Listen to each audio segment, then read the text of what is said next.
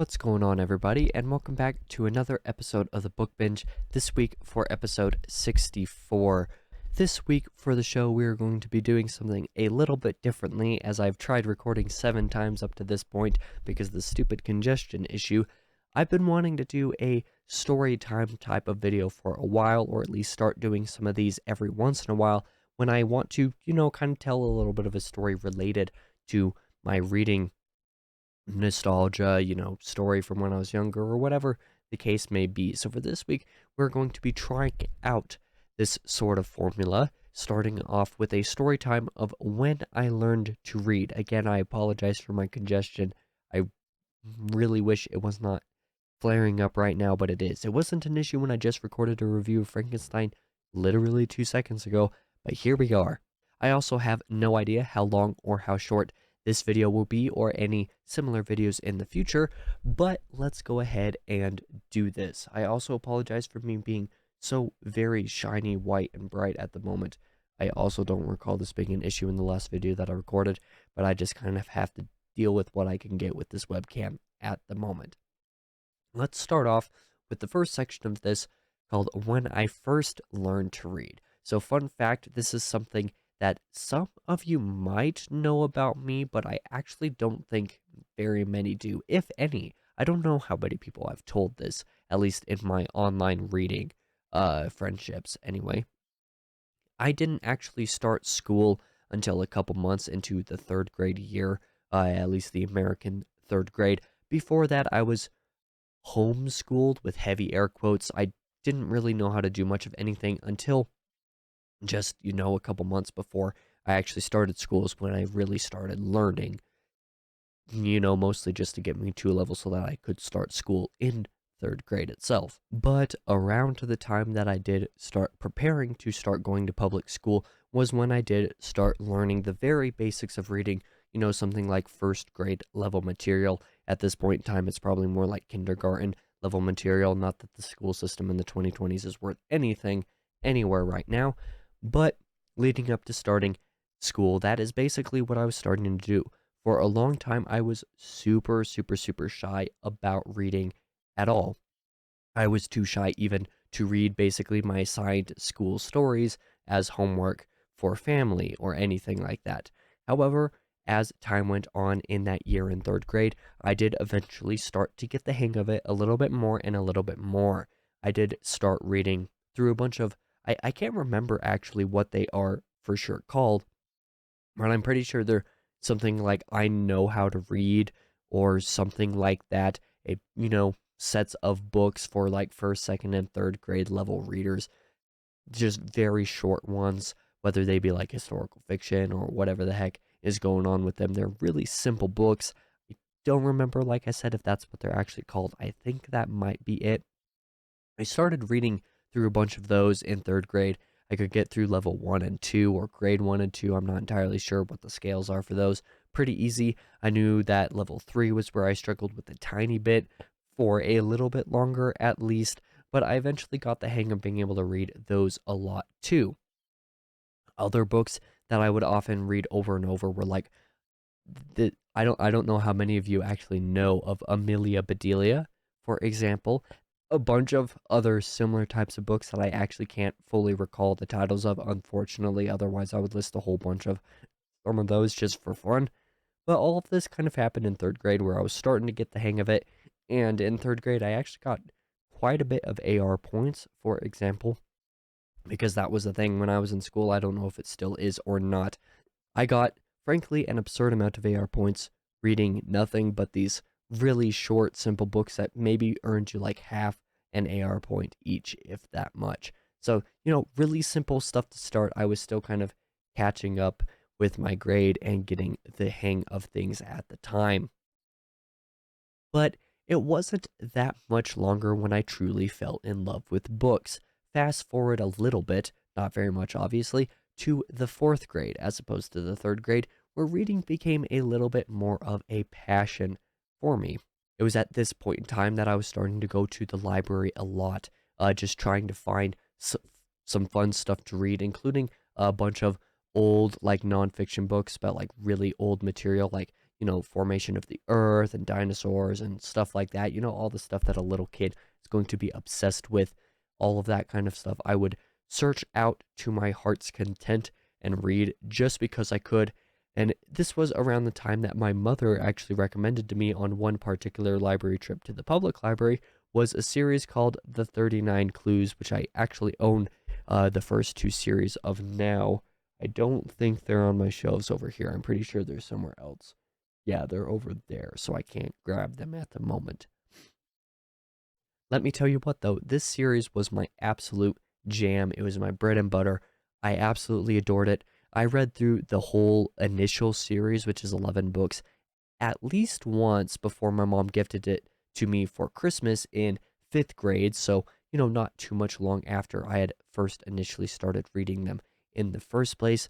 This was also somewhere around the time that I believe the sequel series, Cahill's versus Vespers, was coming out. And I loved that series just as much, even if it was only 6 books when the original series was 10, sort of 11 books. So, all things told, about 17 books. I did start reading the third series, but that was when things kind of started falling off a little bit for me. I'd like to give them another try someday just to see what I actually think of them. But, first I would like to reread these first couple series at some point. First, I would like to this year, but that's probably not going to happen. However, this was around the time, like I mentioned, that I kind of truly fell in love with books and fell in love with reading and really started to enjoy it a lot. At this point in my life, reading was truly becoming like part of my personal identity. Reading for 30 to 60 minutes a day, every single day at night, right before bed, was the thing I looked forward to. In fact, there were plenty of times where I read for closer to 2 hours before I actually fell asleep because I just really enjoyed reading. I've also always been a really slow reader, so even though that sounds like a lot of reading that I got done in middle school, I didn't, or elementary school and middle school, I didn't actually read that many like full-length books at this point in my life because like I've said many a time on this channel, I'm a really slow reader. But reading wasn't just everything that I was passionate about at this time. I mentioned earlier the Christmas of fifth grade. Well, let's talk a little bit about my fifth grade year in my reading life. It was probably late winter, early spring or so. In my fifth grade year, I believe. I don't even remember what year it was, and I'm not going to do the math right now off the top of my head to figure it out because I'm too lazy. The newest Rick Riordan book. Anybody who's watched this channel knows that I like Rick Riordan, and I have done a couple videos associated with some of his series before. The Mark of Athena, Book 3 of Heroes of Olympus, I believe came out in my fifth grade year. I can't remember if it was that fall or if it was that winter or that spring. I genuinely don't know for sure. But that was around when that came out. In fact, I only recognized the author at the time for writing book 1 of the 39 Clues and contributing to book 11 of the 39 Clues. That was all that I knew Rick Riordan from. But the cover of this book looked awesome, and can you really blame me? Like, it's an awesome cover. Let me show you. Of course, when my friend had it, it was the hardcover version, not just this paperback, but this was the cover of it. And I've always had very fond memories of this cover for that reason. But I did see this cover amongst the stacks of books of a friend of mine whom I dislike with a passion. And if she were watching, she would definitely get the reference. She owned it. I probably got it around release. I asked her if I could borrow the book and read it because I was an absolute mad lad, even though it was book 3 of the Heroes of Olympus, which was itself a sequel series to Percy Jackson and the Olympians. I didn't know any of this at the time, so I got actually most of the way through this book when I actually discovered and understood that it wasn't the first book in the series and that it wasn't even the first series of the story. Don't ask me how in the world I managed to get basically all the way through this book without fully realizing that. I'm autistic. I was probably just being really stupid, and this was fifth grade, so that might explain that question. But I immediately returned the book when I figured this out and did start reading Percy Jackson at the time. Fifth grade and sixth grade, I fell in love with pretty much everything that Rick Riordan had written, whether that be the Kane Chronicles, which I've covered on this channel, Percy Jackson and the Olympians, which I've covered on the channel, the Heroes of Olympus, which I will soon-ish cover on the channel when I've reread them. whole bunch of his stuff, or at least at the time it was felt like a whole bunch because, well, these books are really short. I mean, they're 500 pages, but there's not many words on each page. This stuff was really long back in my middle school days.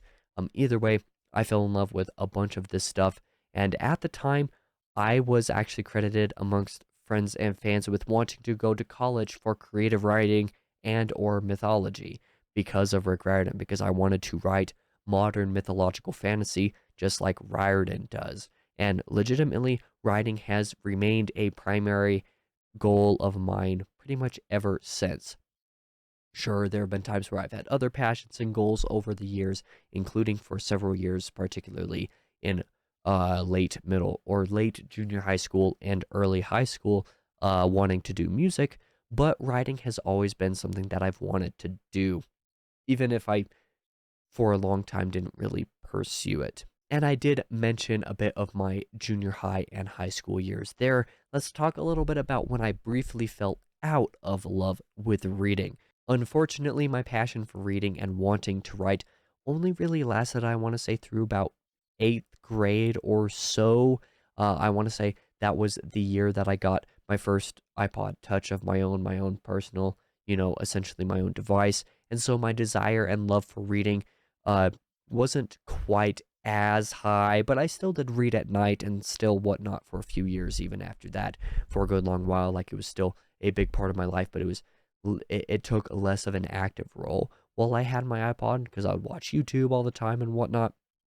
I want to say it was probably my sophomore year when reading really took a backseat in my life because I was doing drumming practice a lot with my free time.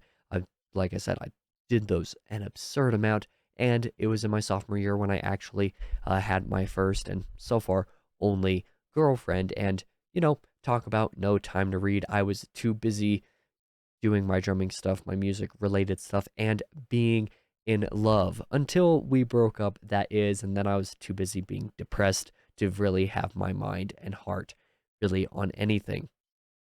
Of course, it wasn't just the breakup that did that. Mental health issues run in the family, particularly bipolar, which I have, but still, that is, an aspect to something that happened in my sophomore and junior year, especially. I also tended to be listening to music or playing games on my iPod or watching YouTube in pretty much all of my spare time when I had my iPod. At this point in my life, I was required to turn in my iPod at 9 o'clock, though, just as a family rule on school nights. So, as it turned out, I would still read at least a little bit a lot of the time, right before bed. But depending on the year and what was going on and whatnot, I didn't always do that. So it was also in this range of time in the junior to senior year of high school that I got really into gaming as well. And this is pretty much when reading really like disappeared out of my life up to this point in 2018 or 2019. I was still reading some books occasionally here and there or reading very slowly, but gaming really killed a lot of that for me. Not necessarily in a bad way, because gaming just became a different kind of passion that I didn't get to explore a whole ton in my years prior to that due to time restrictions based off of, just family rules and stuff. And then, of course, for a few years after this was when I was in basically my extended reading slump. I would read a few books each summer, like 3 to 5 books, particularly while camping when I would go camping with some family every year. But as it stood, I was out of love with reading at this point in my life. It took until about 2021 for me to regain that and really start reading regularly again, nearly a year and a half after graduating high school, for me, like I said, to recover the desire and passion for reading. And the rest, as some of you may know, is more or less history, because that is basically when I started doing this channel, or at least when I converted this channel to being primarily booktube based. And that pretty much ends the story of when I learned to read and how and when and why I fell in love with reading and back out of it. And it doesn't really cover when I fell back in love with reading, but this channel more or less is the testament of that part of my life of falling back in love with reading. So if you want to watch pretty much anything that I've released over the last little bit more than a year, you're perfectly free to do so, although I warn you, those first 4 months of videos might be a little bit more rough. I don't remember how good or bad any of those are, but you're free to check them out and roast me as you see fit. Either way, I'm going to go ahead and cut the video here. I hope you enjoyed getting a certain look at certain parts of my life where reading is concerned. Let me know if there's any more of these story time like things, videos, talks, whatever you want to call them, that you might be interested in seeing, some aspects of my life that you might be curious about that might relate to this channel in a way that I might decide to talk about them. Let me know what some of those things could possibly be, and I'll consider making video ideas for them so that I have, more spots for videos while I don't have a very good way to come up with many ideas for all of that. Either way, thank you guys for watching. On Tuesday, I will have, it is not a review of The Time Machine, as my notes are lying to me because I had to switch around some stuff. On Tuesday, I'll have my February reading wrap-up and March TBR video, so if you're excited for that, consider subscribing to the channel so that you don't miss when that comes out. As it stands, I don't really have much else to say in this video, and it turned out probably being close to 15 or 16 minutes anyway, so more or less a normal size video, which makes me rather excited. So thank you guys for watching. I'll be back on Tuesday with my normal monthly wrap-up shenanigans.